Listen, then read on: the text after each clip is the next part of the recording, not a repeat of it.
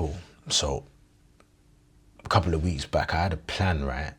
The plan was that I had to visit some sites, right? And I had I think about 5 or 6 sites to visit. The first site, I went to the wrong site. I went to the wrong place. Wrong place.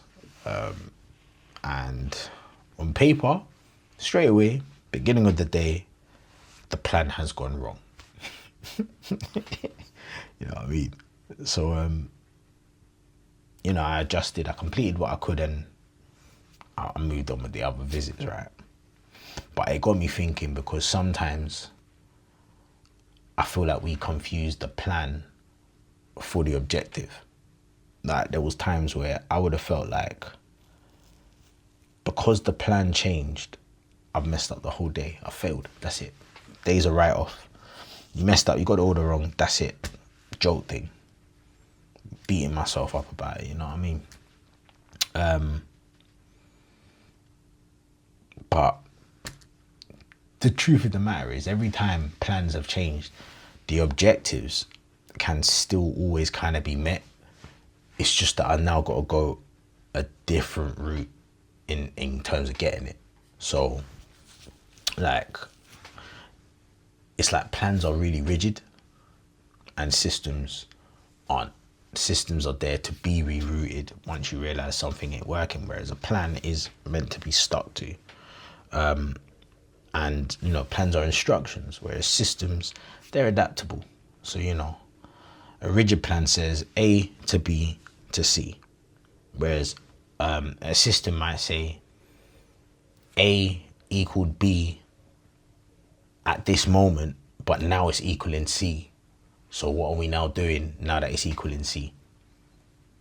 So if the plan was to do A, B to C, that plan's already failed. But because I'm looking at it as a system, I'm like, okay, cool. So I can't do that now. What can I do? How can I change this so that I can still achieve the objectives? So, I might have not been able to see 6 sites that day. I might have seen 5 sites that day. And that's still good. Rearrange that last site. Do you know what I mean? Yeah, I think it's really just about being able to adapt to find the best route based on the circumstances that you're currently in, as opposed to a rigid plan. Do you know what I mean? You have a plan to go out, and you might have planned for it to be a sunny day, and it's not a sunny day. And, because that was your plan, that day could be a write-off. But if your objective was to go out and have fun, you can still go out and have fun. It's just that the plan that you had, or the route that you was going to take, you now need to look at a different route.